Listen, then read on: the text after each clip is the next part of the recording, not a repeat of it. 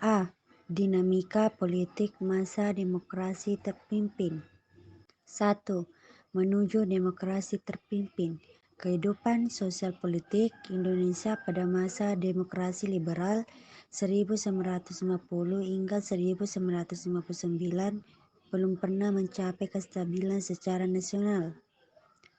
Kabinet yang silih berganti membuat program kerja kabinet tidak dapat dijalankan sebagaimana mestinya.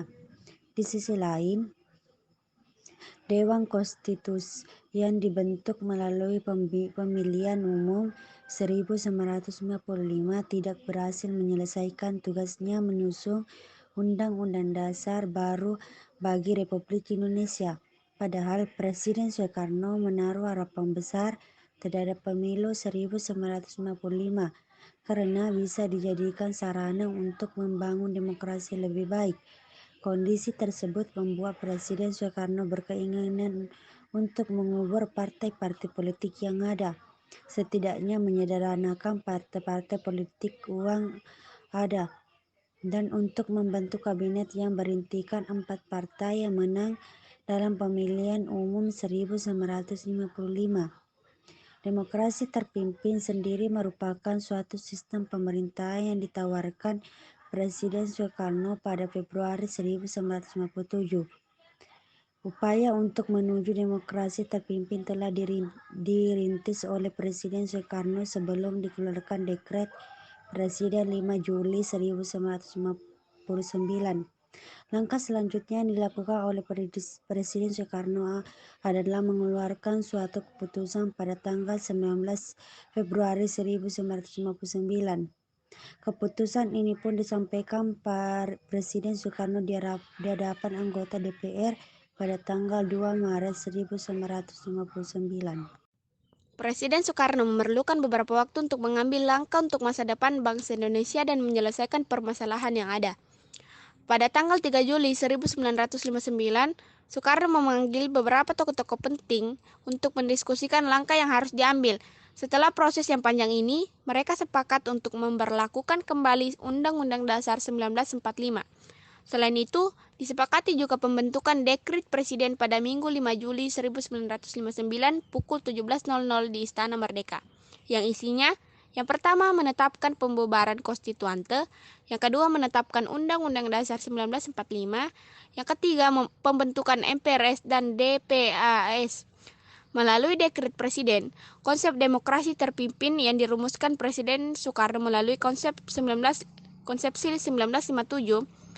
direalisasikan pemberlakuan melalui State No Drag, hukum negara dalam keadaan bahaya perang. Langkah politik ini terpaksa diambil karena keadaan krisis yang membahayakan persatuan dan kesatuan bangsa dan juga mengancam keutuhan NKRI. Pada tanggal 17 Agustus 1959, dalam pidato peringatan kemerdekaan Republik Indonesia, Soekarno menafsirkan peringatan demokrasi terpimpinnya.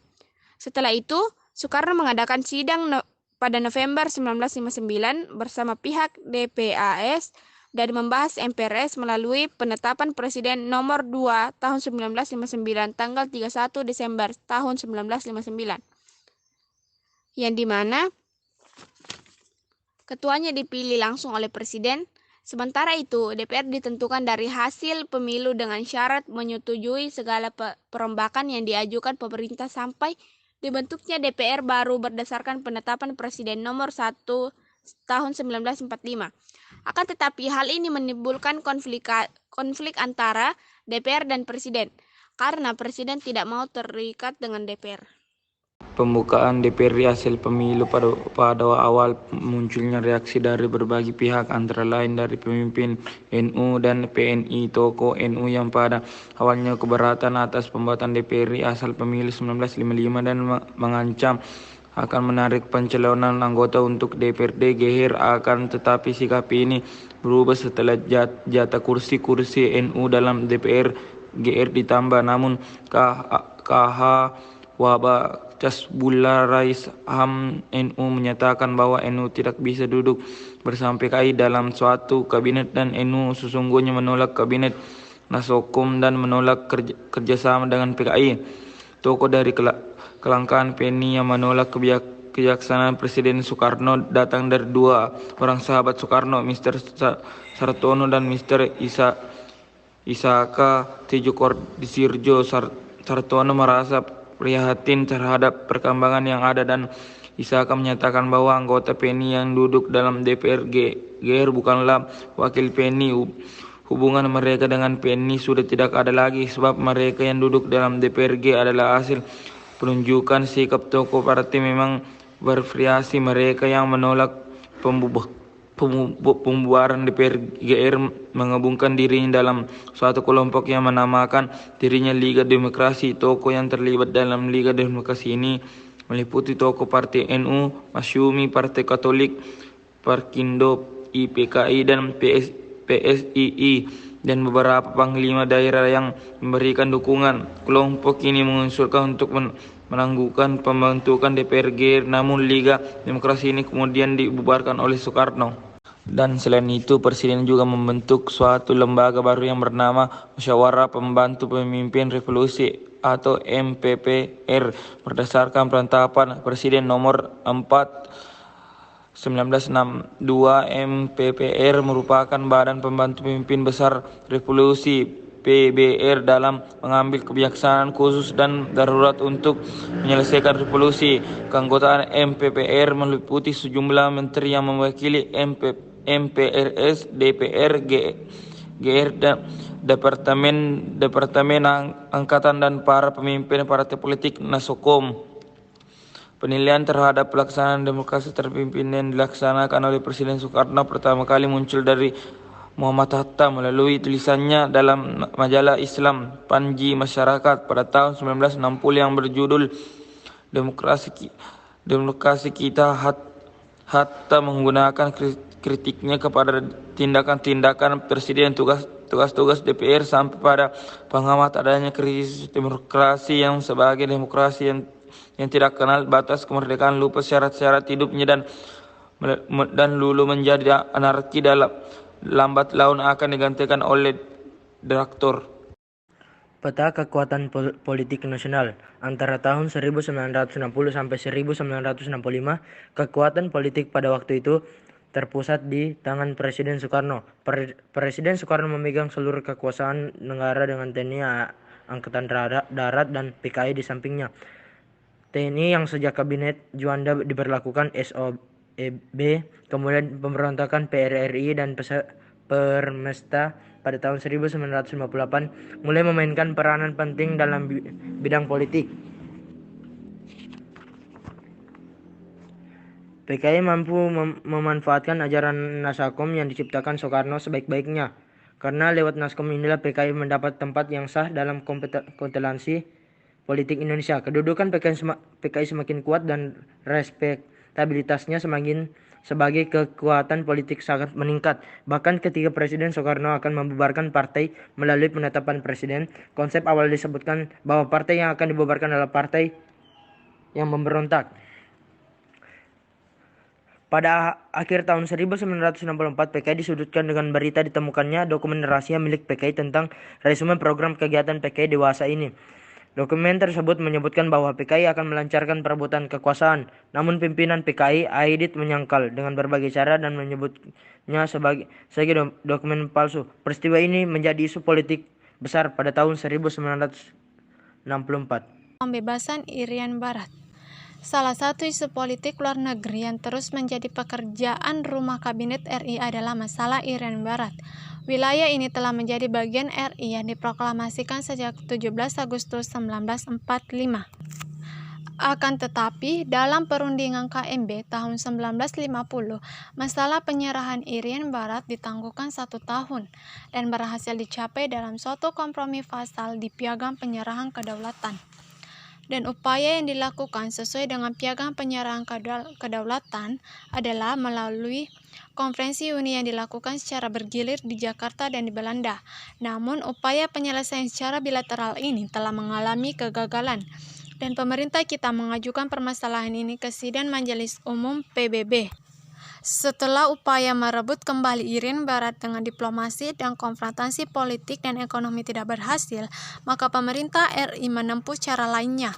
melalui jalur konfrontasi militer. Dalam rangka persiapan kekuatan militer untuk merebut kembali Irian Barat, pemerintah RI mencari bantuan senjata ke luar negeri.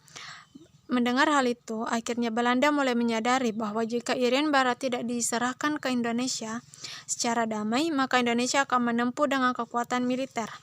Melihat perkembangan persiapan militer Indonesia, Belanda mengajukan nota protes kepada PBB bahwa Indonesia akan melakukan agresi. Dan perebutan kembali Irian Barat merupakan suatu tuntunan konstitusi sesuai dengan cita-cita kemerdekaan Indonesia 17 Agustus 1945. Oleh karena itu, dalam rangka perjuangan pembebasan Irian Barat, Presiden Soekarno pada tanggal 19 Desember 1961 di depan rapat raksasa di Yogyakarta mengeluarkan suatu komando untuk berkonfrontasi secara militer dengan Belanda yang disebut dengan Tri Komando Rakyat atau Trikora.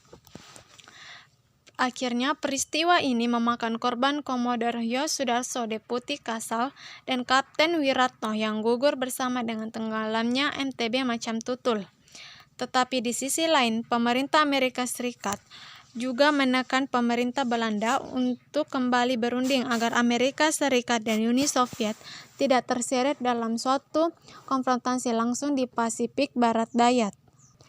Akhirnya, pada tanggal 15 Agustus 1962, ditandatangani perjanjian antara pemerintah Indonesia dengan pemerintah Belanda di New York. Hal ini dikenal sebagai Perjanjian New York.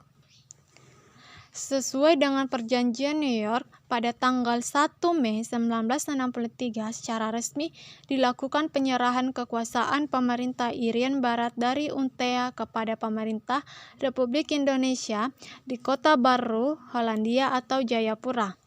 Sebagai tindak lanjut dari Perjanjian New York, pemerintah Indonesia melaksanakan tugas untuk melaksanakan Vrijkojic atau Penentu Pendapat Rakyat atau PPRA. Pemerintah Indonesia menjalankan dalam 3 tahap. 3 tahapan ini sukses dijalankan oleh pemerintah Indonesia, dan hasil dari PPRA kemudian dibawa oleh Duta Besar Ortiz Sanz ke New York untuk dilaporkan ke Sidang Umum Dewan Keamanan PBB pada tanggal 19 November 1969.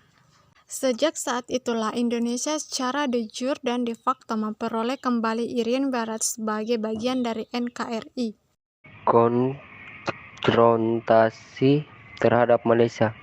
Masalah Malaysia merupakan isu yang menguntungkan PKI untuk mendapatkan tempat dalam kalangan pimpinan negara.